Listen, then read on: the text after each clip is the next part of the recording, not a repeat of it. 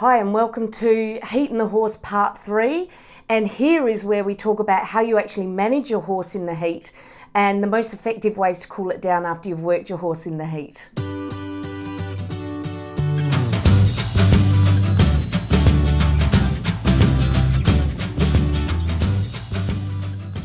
If you've listened to part 1 about how much heat a horse creates and part 2 about what sort of damage it can cause the horse if a horse gets overheated, I'm sure you're interested in how to keep your horse cool and how to work your horse in the hot weather.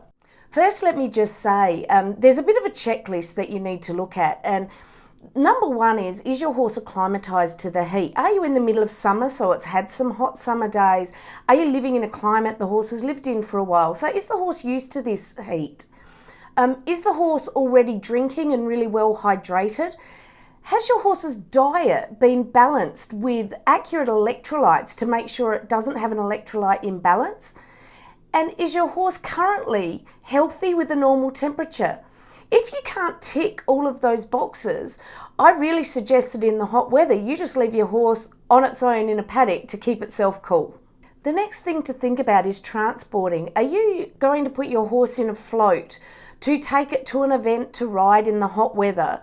Or are you just riding at home? If you are transporting to an event, please understand that a horse will become a bit dehydrated on the trip.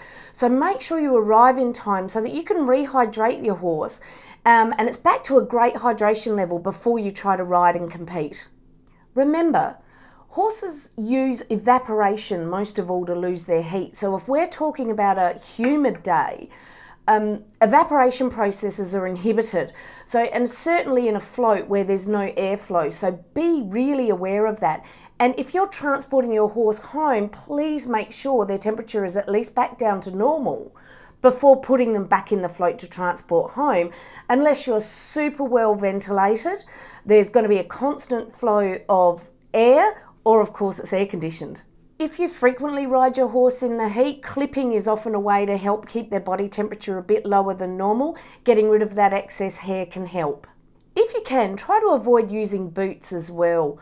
Boots don't actually offer particular tendon support. Their real purpose is for cushioning and impact prevention. If you do need to use them, you're jumping or something else, then please try and use the vented ones and take those boots off as soon as the horse has finished working and get the hose onto that area and cool it down.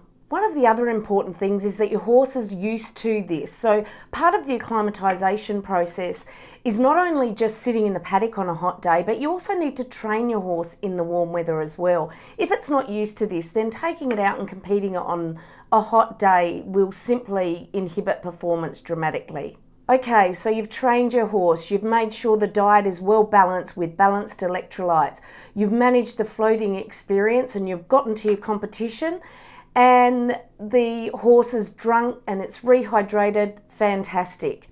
So what do we do after you've finished riding? After you've finished riding, we really need the horse to drink. In fact, drinking straight away is really important to keep up the thirst response as well. Horses that don't drink for quite a while after they've been ridden, they seem to lose their thirst response, and this is a really bad thing in the hot weather. The best way to rehydrate a horse is to get it to drink some isotonic solution. Now, this is a solution that we can make that the salt concentration of the solution equals that of the water in the body, and therefore it hydrates the horse better. Of course, we all know horses are a little bit fussy, so we don't want to get to a competition and only offer them an isotonic solution. Ideally, we get them used to drinking this prior to going to an event. If you haven't done that, just water. Any plain water is better than nothing.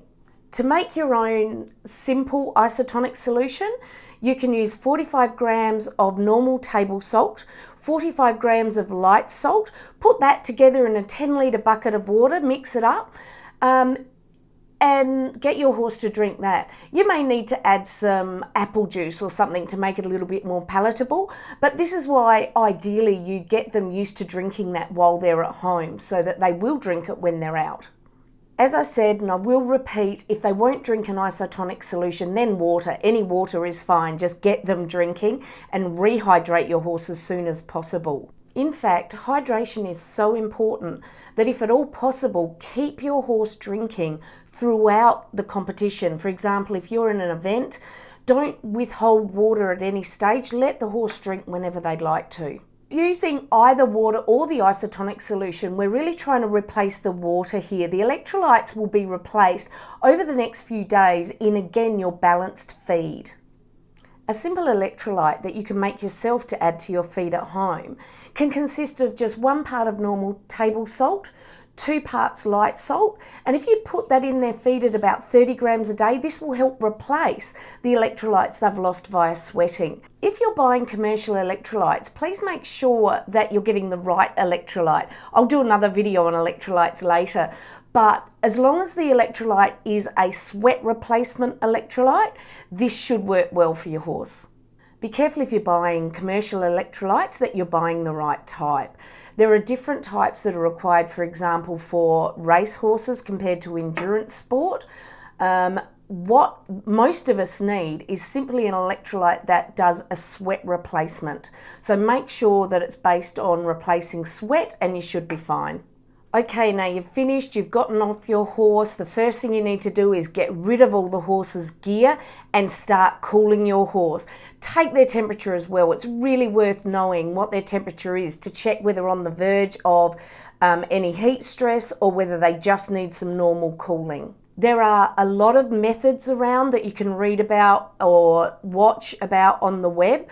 The information I've got, I'm relying on Dr. David Marlin, who I believe is one of the top scientists in the area of cooling horses down and thermoregulation. So I'm going to let you know his method of cooling, which I believe is the most up-to-date and accurate method of cooling. So the best way to get your horse cool in an ideal situation is standing them in the shade in front of a fan and cooling them with very cold water.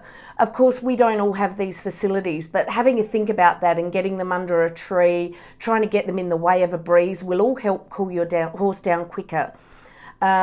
Cold water, just cold water, as cold as you can. Ice cold water is fine, and you just keep pouring that water over the horse or hosing the horse constantly until the temperature drops. No need to waste time by using a scraper to get the water off the horse. Actually, the water on the horse assists in evaporation and helps cool the horse quicker. Depending on how hot your horse is, will depend on how aggressive you need to use these cooling techniques. But if your horse is showing any signs of heat stress, number 1, call your veterinarian. But number 2, begin aggressive cooling, and that is with as much as cold water as you can get all over your horse's body. Get your friends to come over, bucket the water over the horse, and just keep that flow of cold water going and monitor your horse's temperature.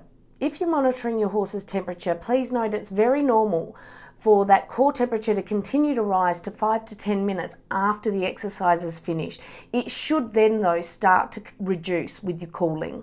If you're in any doubt, the horse isn't cooling as quickly as you like, they're starting to show signs of stress or fatigue, please call your veterinarian immediately. The quicker you can get intervention, the more likely it is that your horse is not going to suffer any consequences of heat, stress and exhaustion. Feel free to ask any questions in the comments below. I'll try and keep on top of them. Subscribe to my channel. I hope you liked the video, and I'll see you in the next one. If you'd like to find more handy horse health information, make sure you subscribe to the channel so that you don't miss any of my video releases. Hop on over to my Facebook page, Kazadans Equestrian, or check out my website, www.kazadans-equestrian.com, and have a look at my blog and some of my free downloads.